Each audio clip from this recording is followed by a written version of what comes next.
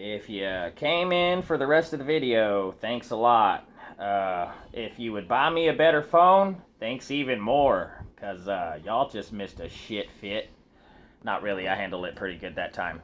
I did have to watch the video a few times to figure out where the fuck it actually left me off and what I had left out and where the hell everything was at.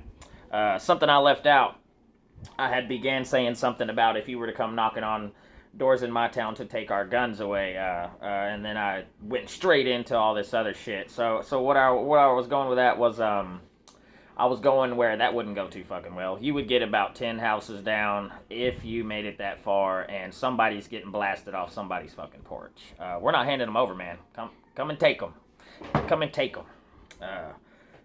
That's the bit of history. If you don't know the history behind that, learn it from somewhere else. I don't feel like jacking with you anymore. I'm gonna make this short.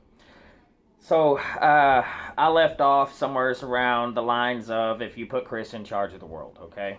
And I think this is important to get out there. I hope you join me for the rest of this video. I hope even more to get a better freaking phone because yeah. Okay.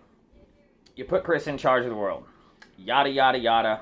I brought up some stuff about keeping the abortion centers open, and I was about to use an analogy to explain a woman's right to choose. So just to justify that, I'm going to use an analogy on homosexuality. Just because you got to put yourself in the shoes of a dude right now.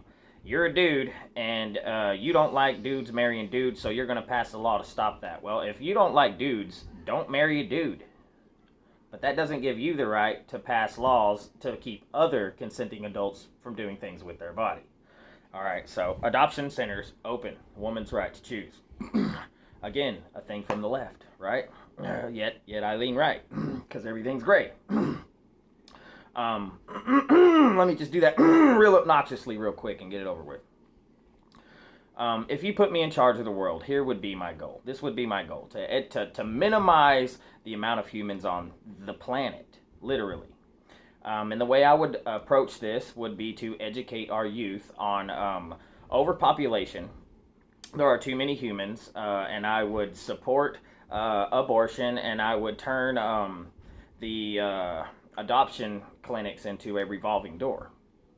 And I would have to educate our children about global warming. I would have to educate them about ecosystems, how one species getting overran, and it affects the whole thing. And we are the top of the food chain, right? As a whole, as a species, we're the top of the food chain. Because if you throw me in the jungle, I'm getting eaten by a tiger, okay? But as a whole, we are the top of the food chain, and we affect this earth more than any other species.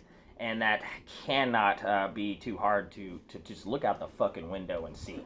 Some people look out there and say, you know, they see all the buildings and cities going up and they go, oh, we're doing really good. I look out there and go, this is fucking sad. This is the destruction of our home. So this is something that must be passed down to the next generation, and that would be my goal as someone put in charge.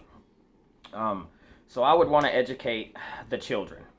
And they would need to know that these are proven facts, that global warming is real. I hope I'm not repeating myself here. The idea that one scientist arguing against another scientist is inaccurate. There's actually an accurate measure of that would be 99 scientists against one scientist. And there's peer-reviewed studies by the dozens and hundreds to suggest this is true, because it is true. So there's that. Hope I didn't just repeat myself. Let me continue. Let me make this as short as possible. I would want to educate them on that, and obviously educating them on not having children. Not having children would benefit our planet.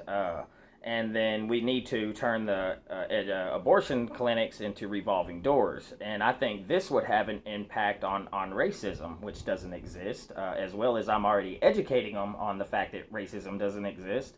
And it would affect this because we would have like Asian families adopting African American families and Indian families adopting Caucasian children, and everybody adopting into everything and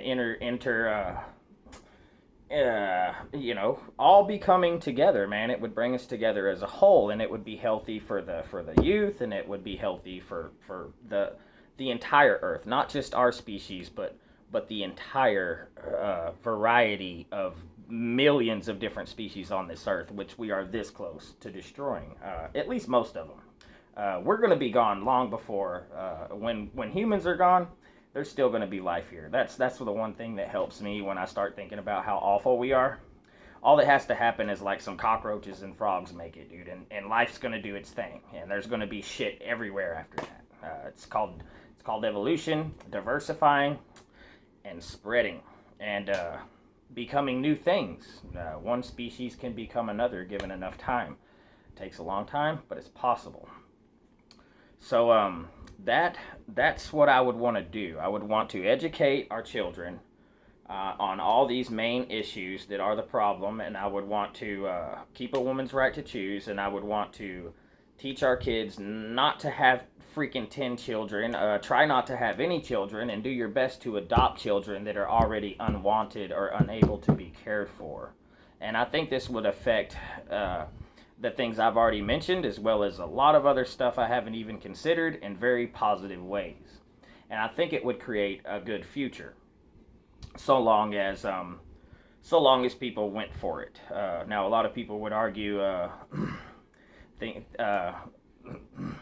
lot of people would argue against that and see me as some form of tyrant. You can't tell me what to do. I can have as many kids as I want. I'm not hurting anyone. And that's where they would be wrong. I'm not hurting anyone. No, you wouldn't be hurting anyone. You would be hurting everyone and every other living thing, plant and animal. That's who we are hurting, and that's who we're going to continue to hurt until we can get it right. And the only way to get it right is to have an awakening, okay? To have an awakening and come together and fix our issues and stop denying that they exist. And that's really my take on racism. This video shouldn't be 2 freaking pieces. I'm tired of that. I'm going to do my very best to fix that. Not only for you guys, so you don't have to go from one video to another, but for me, because it pisses me off to have to do this and to make you guys have to deal with it. And I apologize. I'm doing my very best. I'm learning as I go, and gotta get a better phone. So in closing, I'm just gonna say that my take in politics is very simple. Anyone trying to tell you it's black is full of shit. Anyone trying to tell you it's white is full of shit. And any ideology, whether it's the right or the left, any ideology is a poisonous ideology. Not that it's a good ideology or a bad ideology, but all ideologies are poison to the beauty and gift of human free thinking. It's gray, always has been, always will be. Good night, everybody.